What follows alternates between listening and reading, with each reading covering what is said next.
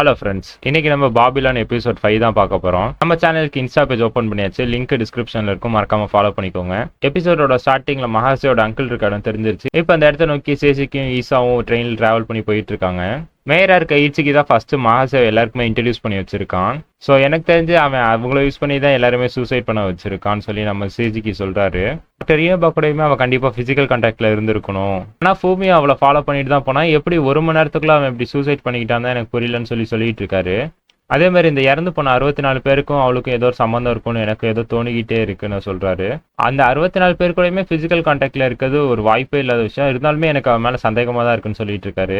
ஈசாவுமே கேட்கறாங்க, ஏற்கனவே நீங்க மகாசே கூட இன்ட்ராகேட் பண்ணிருக்கீங்க, ஸோ எப்படிப்பட்டவங்கன்னு சொல்லி கேரக்டர் பத்தி கேட்கறாங்க. இந்த உலகத்திலே ரொம்ப மோசமானவனா அது கண்டிப்பா அவ்வளவுதான் இருக்கணும்னு சொல்றாரு. இப்ப மகாசேவோட அங்கிள் இருக்க இடத்துக்குமே வந்துட்டாங்க. ஒரு கேஸை பத்தி இன்வெஸ்டிகேட் பண்ண வந்திருக்கோம். ஆனா அந்த கேஸ் டீடைல்ஸ்லாம் உங்ககிட்ட எங்களால சொல்ல முடியாது. ஆனா மகாசே பத்தின எல்லா இன்ஃபர்மேஷனுமே உங்களுக்கு தெரிஞ்சதெல்லாம் எங்கள்கிட்ட சொல்லுங்கன்னு சொல்லி கேட்கிறாரு. மகாசே எங்க அண்ணன் பொண்ணு தான், ஆனா அவ எங்க ஃபேமிலியை சேர்ந்தவ கிடையாது. அவளுக்கு 7 வயசா இருக்கும் போது அவளை தத்தெடுத்தாங்க. மகாசே ரொம்ப புத்திசாலியான பொண்ணு. நான் டாக்டர் இருக்கிறதுனால கிளினிக்கு என்னை தேடி நிறைய பேஷண்ட்ஸ்லாம் வருவாங்க. அப்பெல்லாம் எனக்கு வீட்டுக்கு போறதுக்கு நேரமே இல்லை. அப்பதான் ஒரு நாள் திடீர்னு எங்க அண்ணன்ட்டு இருந்து கால் வந்துச்சு. மகாசே நார்மலா இருக்காளா இல்லையான்னு சொல்லிட்டு என்னை ஒரு சைக்காலஜிக்கல் டெஸ்ட் எடுக்க சொன்னாரு. அதே நாள் அதே மாதிரி தான் மகாசே ஒரு டீச்சரும் எனக்கு கால் பண்ணாங்க. மொத்தமா நாங்க உங்களுக்கு 8 ஸ்டூடெண்ட் அனுப்புறோம். அந்த 8 பேருக்குமே சைக்காலஜிக்கல் டெஸ்ட் எடுக்க சொல்லி அனுப்புனாங்க. அதுல பார்த்தா மகாசேவும் ஒரு பொண்ணு. இதை கேட்ட சேஜுக்கும் எதுக்காக உங்க அண்ணன் டெஸ்ட் எடுக்க சொன்னார்னு சொல்லி கேட்கிறாரு. அதை எக்ஸ்பிளைன் பண்றது ரொம்பவே கஷ்டமான விஷயம். ஒரு இன்சிடென்ட் நடந்துருச்சு, ஆனா அது நடக்காத மாதிரியும் இருக்கு. இன்னும் எக்ஸாக்டா சொல்லணும்னா எனக்கு அது இப்போ வரைக்குமே நடந்துச்சா நடக்கலையான்னு கூட தெரியலன்னு சொல்றாரு. கண்டிப்பா ஒரு மோசமான விஷயம் நடந்துச்சு, ஆனா அது நடந்துச்சுன்னு சொல்றது கரெக்டா இருக்காது. மகாசே கூட மொத்தம் 7 பசங்க வந்தாங்க. அந்த 7 பசங்களுமே ஆங்ஸைட்டி டிசார்டர்ல பாதிக்கப்பட்டிருந்தாங்க. ஆனா மகாசே மட்டும் அதுல பாதிக்கப்படல. சரின்னு நானும் டெஸ்ட் எடுத்தேன். ஆனா அந்த டெஸ்ட்ல பார்த்தா யாருக்குமே அந்த ஆங்ஸைட்டி டிசார்டர்லாம் பாதிக்கப்படலைன்னு வந்துச்சு. ஆனா அந்த 7 பேருமே என்கிட்ட ஒரே விஷயத்த தான் மாத்தி மாத்தி சொல்லிக்கிட்டே இருந்தாங்க. ஆனா அவங்க எல்லாருமே சொன்னது மகாசேவால நான் ரேப் பண்ணப்பட்டுட்டேங்கிறது தான். அதுவும் ஒரு ஸ்கூல் படிக்கிற பொண்ணு இந்த மாதிரி பண்ணாங்கிறத என்னால் நம்பவே முடியல. எதனால இப்படி நடந்துச்சுன்னு சொல்லி நானும் கேட்டேன். அதுக்கு அவங்க 7 பேருமே ஒரு விஷயத்த சொன்னாங்க. அதாவது 7 பேருமே மகாசே கிட்ட பேசுனேன்னு சொன்னாங்க. இப்போ உங்களை மாதிரி தான் சேசிக்கு எனக்கும் அப்ப அது எதுவுமே புரியல. சரி நானும் மகாசே கிட்ட இதை பத்தி கேட்கறதுக்காக அவளை என் ரூம்குள்ள வர சொன்னேன். அவளும் வந்தா. ஆனா அவ வரப்ப எனக்கு ஒரு மாதிரி இருந்தது. அவ வந்தப்ப எனக்கு புரிஞ்சிருச்சு பசங்க எதை சொல்றாங்கன்னு. ஆனா அவளோட அந்த ஸ்மெல், அந்த நட, அந்த பார்வை, இது எல்லாமே பார்த்ததும் எனக்குள்ளேயும் அந்த ஃபீலிங் வந்துச்சு. என்னால அவளை பார்த்ததும் கட்டுப்படுத்தவே முடியல. எனக்குள்ள அந்த ஒரு விஷயம் மட்டும்தான் தோணுச்சு. எனக்கு புரியுது, நீங்க இதை எப்படி பார்த்தாலுமே இது ஒரு ரொம்பவே கேவலமான விஷயம்தான். இன்னும் எக்ஸாக்டா சொல்ல போனோம்னா அவ என்கிட்ட பேசக்கூட இல்லை, ஒரு வார்த்தை கூட பேசல.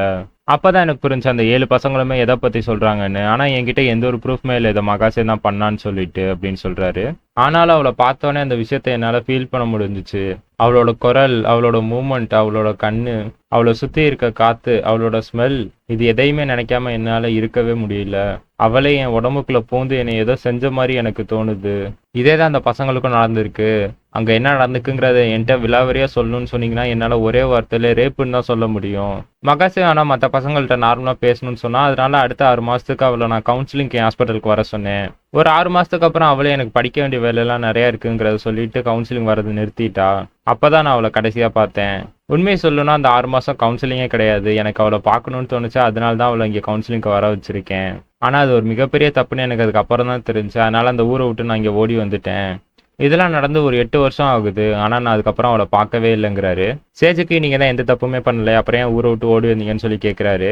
சட்டத்தோட பார்வையில வேணா நான் எந்த தப்புமே பண்ணாம இருக்கலாம், பிசிக்கலி வேணா எதுவும் பண்ணாம இருக்கலாம். ஆனா என்னோட மனசுக்கு தெரியும் அங்க நடந்த தப்பு என்னன்னு சொல்றாரு.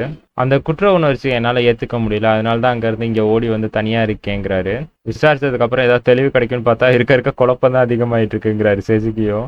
ஆனாலும் அந்த சூசைட் பண்ணவங்களுக்கும் இவளுக்கும் ஏதோ ஒரு சம்பந்தம் இருக்குன்னு தான் எனக்கு தோணுது. எல்லாருமே ஏதோ ஒன்று பண்ணி தான் அவசியப்படுத்திருக்கான்னு சொல்லி சேஜுக்கியும் சொல்றாரு. மகாசேவை பத்தி ஃபோக்கஸ் பண்ணது போகும். இப்ப ஈட்சிக்கியை பிடிக்கலான்னு சொல்லிட்டு இவங்க திருப்பி ஹெட் குவார்டர்ஸ்க்கே வந்துடுறாங்க. இன்னும் எலெக்ஷன் நடக்கிறதுக்கும் வெறும் 8 நாள் மட்டும் தான் இருக்கு. இறந்து போன எல்லாருமே அந்த பில்டிங் வரதுக்கு முன்னாடி எங்க இருந்தாங்கன்னு சொல்லிட்டு இவங்க எல்லாருமே ட்ரேஸ் பண்ணிட்டாங்க. இறந்து போனவங்களும் ஒருத்தவங்க பேசிக்க எந்த ஒரு லிங்க்குமே இல்லை. அதுவும் மற்றவங்க கூட கான்டாக்ட் பண்ணவே இல்லை. இன்ஃபேக்ட் நார்மலாக தான் எப்பவும் போல தான் அந்த பில்டிங்க்கு எல்லாருமே தனித்தனியாக தான் வந்திருக்காங்க. சேசிக்கிக்கும் எந்த ஒரு க்ளூவுமே கிடைக்கல, ஒன்றுமே புரியலங்கிறதுனால கொஞ்சம் டென்ஷன் ஆகுறாரு. இதை பார்த்தா மற்ற ஆஃபீஸரும் நீங்கள் கொஞ்சம் கூலாகுங்க சார், வாங்க மேலே போகலான்னு சொல்லிட்டு மாடி கூட்டிகிட்டு போகிறாரு.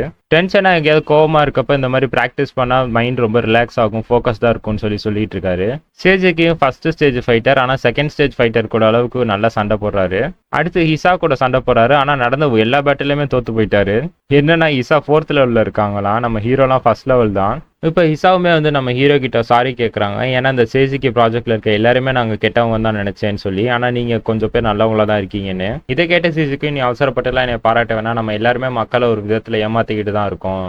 அதே மாதிரி இன்னும் நம்ம ஏமாத்த வேண்டிய விஷயங்கள் நிறைய இருக்கு. அதனால ஜஸ்டிஸ் முன்னாடி பார்த்தா நம்ம எல்லாருமே குற்றவாளிகள் தான் சொல்றாரு. இதை கிட்ட ஹியாசை நம்ம எல்லாருமே உண்மைக்காக தான் போராடுறோம். உங்க கண்ணோட்டத்துல உண்மைனா என்னன்னு சொல்லி கேட்கறா. சேசிக்கு எனக்கு அதுக்கான பதில் தெரியலன்னு சொல்றாரு. ஃபர்ஸ்ட் நான் நியாயமான வேலைகளை தான் செஞ்சுட்டு இருக்கேன்னு நினைச்சேன். ஆனா இப்ப பார்த்தா நான் செய்யறதெல்லாம் ஜஸ்டிஸா என்னங்கிறது எனக்கே தெரியல. ஒரு குழப்பமான நிலையில தான் இருக்கேங்கிறாரு. ஆனால் நான் அதுக்கு இது சும்மா விடல. முடிஞ்ச அளவுக்கு என்னால முடிஞ்ச நல்லதை செய்ய தான் ட்ரை பண்ணிட்டு இருக்கேங்கிறாரு. இப்ப திருப்பி மேயரா இருக்க ஐட்ஸுக்கு இன்னொரு வீடியோ பப்ளிஷ் பண்ணியிருக்காரு. எலெக்ஷன் நடக்கிறதுக்கு ஒரு நாள் முன்னாடி நம்ம எல்லாருமே டிவியில லைவா பேட்டி கொடுக்கலாம்னு சொல்லிட்டு இருக்காரு. அப்படியே புதுசா கொண்டு இருக்க லாவை பத்தி பேசி ஒரு சின்ன டிபேட் பண்ணுவோம். மக்களும் அந்த லைவை பார்த்து அவங்க யாருக்கு ஓட்டு போடுவாங்கங்கிறத முடிவெடுப்பாங்கன்னு சொல்றாரு. இதை கேட்ட சேஸுக்கு இன்னும் 2 நாள்ல ஈட்ஸுக்கு நம்ம முன்னாடி வரப்போறான். அவனை அரெஸ்ட் பண்றதுக்கான பர்ஃபெக்டான சான்ஸ் கிடைச்சிருக்கு. இந்த சான்ஸ் இன்னொரு தடவை கிடைக்காது. ஸோ இங்க இருக்க எல்லாருமே அவனுக்கு அகேன்ஸ்டா இருக்க எல்லா ஆதாரத்தையுமே சேர்த்து வைங்கன்னு சொல்றாரு. 64 பேர் செத்ததுக்கு இவன் தான் காரணம்னு சொல்லிட்டு ஒரு சின்ன ஆதாரம் கிடைச்சா கூட போதும் இவனை அரெஸ்ட் பண்ணலாம்னு சொல்ல மற்ற எல்லாருமே டக்குன்னு அவங்கவுங்க வேலையை பார்த்து சீக்கிரம் தேடுறாங்க ஆதாரத்தை. அப்ப நம்ம சேசிக்கு ஒரு ஃபோன் கால் வருது. என்னன்னு அட்டன் பண்ணி பேசினா நம்ம மகாசே பேசுறா. ஆனா அந்த நம்பர் பார்த்தா சேசிக்கு தெரிஞ்ச நம்பர். என்னன்னா இவனோட இன்வெஸ்டிகேஷன் டீம்ல இருக்க ஒருத்தவங்களோட நம்பரு. உடனே சேசிக்கு கிட்ட இருக்கவங்களும் அந்த கால் ட்ரேஸ் பண்ண பாக்குறாங்க. அப்ப மகாசே பேச ஆரம்பிக்கிறான். நம்ம வேணா ஒரு கேம் விளையாடலாமான்னு. ஆர்பிஜி கேம் அதை பத்தி கேள்விப்பட்டிருக்கீங்கல்ல. ஒரு டீமன் இந்த உலகத்தை கைப்பற்ற போராடும். ஆனா அதை எதிர்த்து ஹீரோவோட டீம் சண்டை போடுவாங்க. ஆனா சில சமயம் ஒரு ஹீரோ மட்டும் அந்த டீமன் எதிர்த்து சண்டை போறதுக்காக போவான். அதே விஷயம் தான் இங்கேயும் நடக்குது. நம்மளை காப்பாத்துறதுக்கு ஒருத்தன் வந்துட்டாங்கிறது தெரிஞ்சதுக்கு அப்புறம் கூட அங்க இருக்க மக்கள் டீமன் எதிர்த்து யாருமே சண்டை போட மாட்டாங்க. ஆனா அந்த ஹீரோ அதை பத்திலாம் எதை பத்தியுமே கவலைப்படாம அந்த டீமனை எதிர்த்து காப்பாற்றணும்னு நினைப்பான். அப்படிப்பட்ட ஒரு ஹீரோவா தான் நான் ஆகணும்னு நினைக்கிறேன்னு சொல்லி மகாசேயும் சொல்றா. இதை கேட்டு தெரிஞ்சுக்கும் நீ ஒரு மர்டர் பண்ணியிருக்க, சைக்கோவாவும் இருக்க, நான் கண்டிப்பா அவனை பிடிச்சே தீருவேன்னு சொல்றாரு. அதுக்காக தான் நானும் காத்திருக்கேன். மகாசே சொன்னோடனே அங்க இருக்க ஆபீசரும் உடனே கீழே ரோட்ல எந்திரிச்சு ஓடுறாரு. அப்ப எய்தாப்ல ஒரு ட்ரக்ல அடிபட்டு அங்கேயே செத்து போறாரு. இதோட இந்த எபிசோடையும் முடிக்கிறாங்க. உங்களுக்கு இந்த எபிசோட் பிடிச்சிருந்தா மறக்காம லைக் பண்ணுங்க. உங்க அனிமி பார்க்குற ஃப்ரெண்ட்ஸ் அண்ட் ஃபேமிலிக்கு ஷேர் பண்ணுங்க. மறக்காம நம்ம சேனலை சப்ஸ்கிரைப் பண்ணுங்க. அடுத்த எபிசோட்ல பார்க்கலாம்.